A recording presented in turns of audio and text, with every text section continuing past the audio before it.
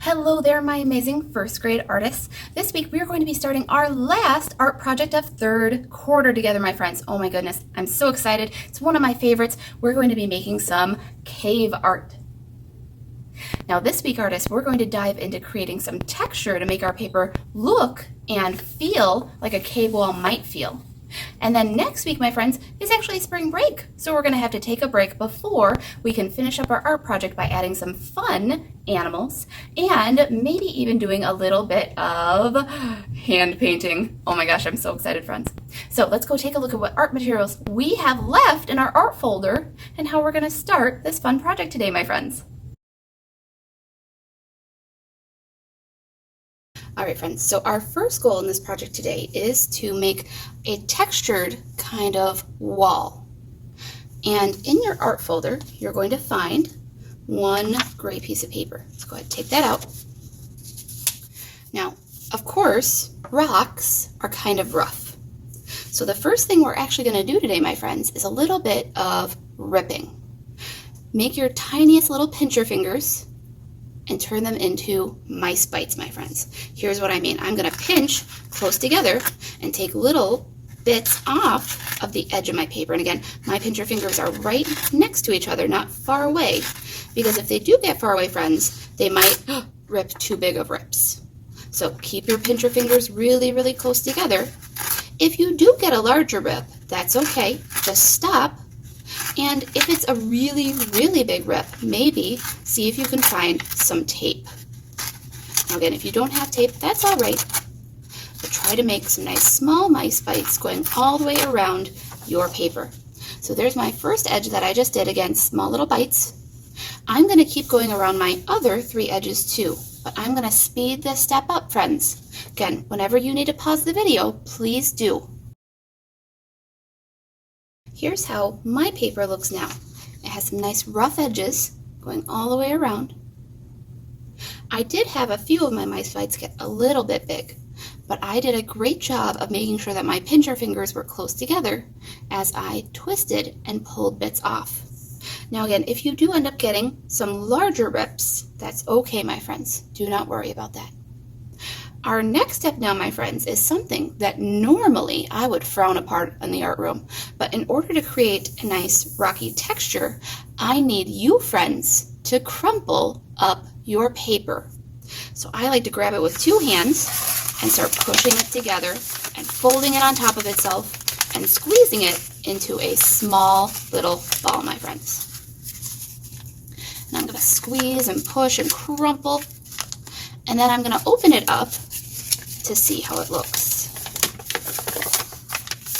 Ooh, I see some nice big long fold lines, but I actually want mine a little bit more crumply.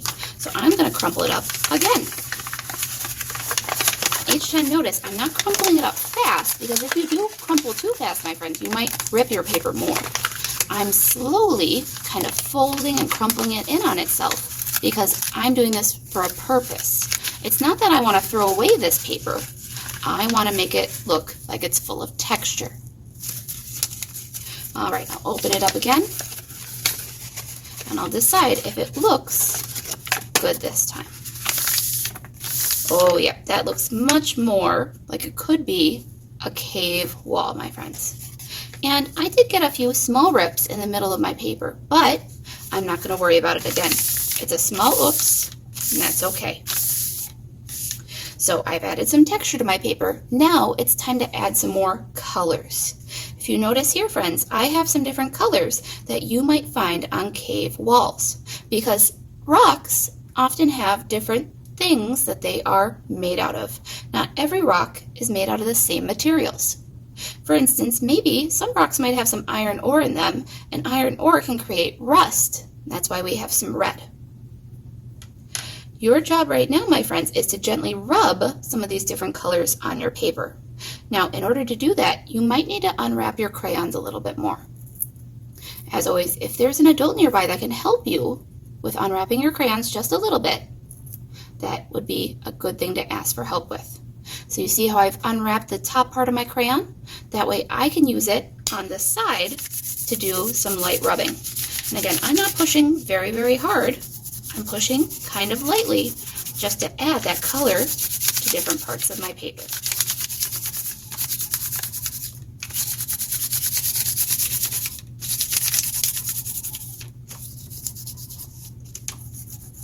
So there's some black on my paper, and then maybe I'll pick a new color and do the same thing again. Remember, you want to unwrap the top part of your crayon. You don't need to unwrap a bunch of it, just enough that you can kind of hold it on the side. And again, gently rub. You don't want to push super duper hard, my friends. It's kind of like last year in kindergarten when we did texture rubbings with those many different texture plates on the carpet.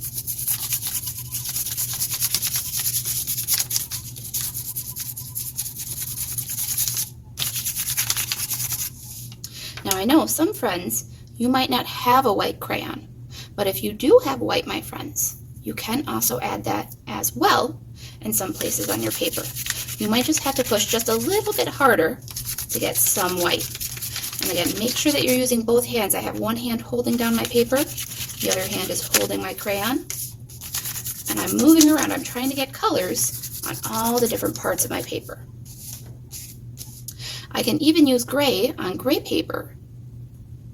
It will just make it look a little bit darker gray in those areas.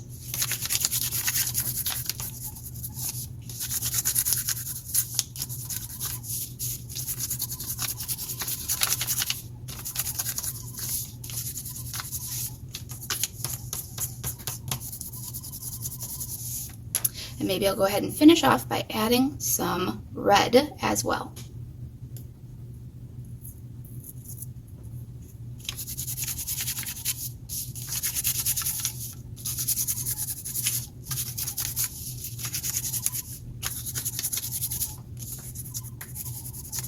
You can even go close to those edges, but be gentle and careful that you don't end up, once again, ripping your paper some more.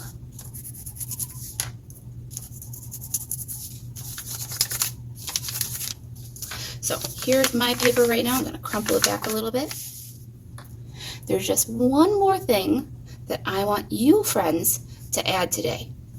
Using your black crayon one more time, we're going to add just a few darker lines along some of those folds on your paper. So you see how I've added some darker black lines in some places? So this time, instead of holding my crayon on its side, I'm going to hold it like I would normally hold a pencil. And I'm just going to make a few little bit darker lines that go along my folds on my paper. Again, I'm not pushing very, very hard with my crayon right now. I'm just pushing hard enough to make a few darker lines so that way it looks like crevices.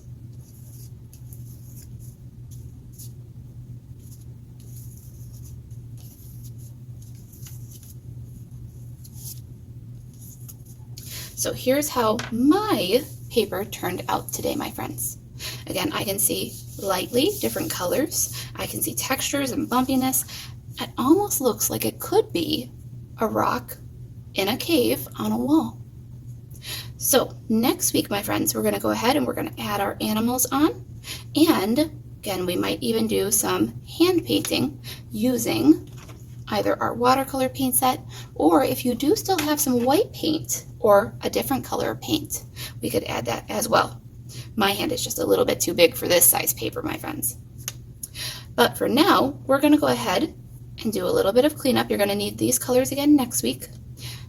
And as a spring break treat, my friends, there is no homework in Seesaw for this week, my friends. You can go ahead and turn this assignment in blank, or if you want to send me a picture of your rock, you can, before you slide it back into your folder for next week, artists. I hope you had a fun time making some rock texture with your paper, and I'll go ahead and say goodbye for today, my friends. As always, have fun creating.